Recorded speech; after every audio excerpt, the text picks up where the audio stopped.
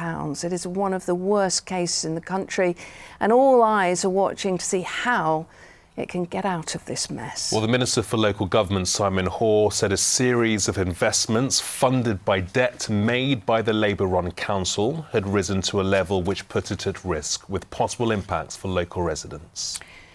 Yeah, our correspondent Andy Bonner is here with us now. Andy, there's no doubt this is a very serious situation. Yeah, it is, Lucy. It may feel familiar, I think, for anyone who's been following what's been going on in Liverpool over the last few years. The government calling in an inspection over concerns at a local council.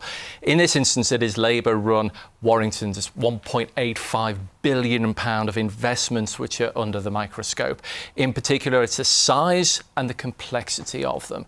Now, the Conservative MP Andy Carter has cited invested firms going bust and losing money, and he says that he's been warning people about the dangers of this for some time.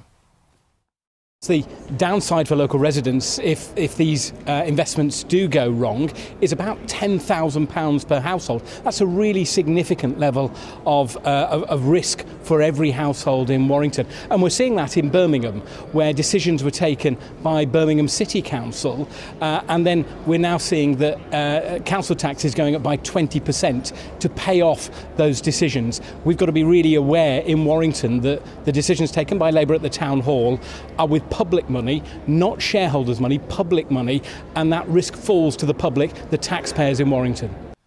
Well, Andy Carter also criticised the fact that the council stayed in Labour control at last week's local elections. It is the most indebted unitary authority in England. Now, the council says it will fully cooperate with the inspection, saying we've taken steps to address areas for improvement. We will continue to identify any learning and further improvements that can be made as part of this inspection process.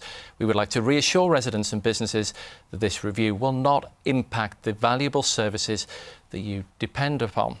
Well, over the next few months, the inspection will look at whether the council is providing best value to the taxpayer. If not, the government could directly intervene, which could mean sending in commissioners, as we've seen in Liverpool.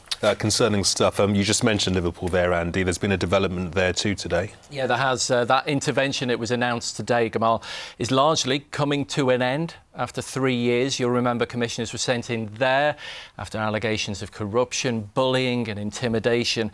They've now recommended their powers be soon handed back to the authority, saying it is a well-governed, improving organisation. But there is a caveat, and that is that an improvement board will be put in place until next March, just to watch how things go and to provide assurances of the ongoing changes there. OK. We'll be watching developments on both those. Thanks very much for that.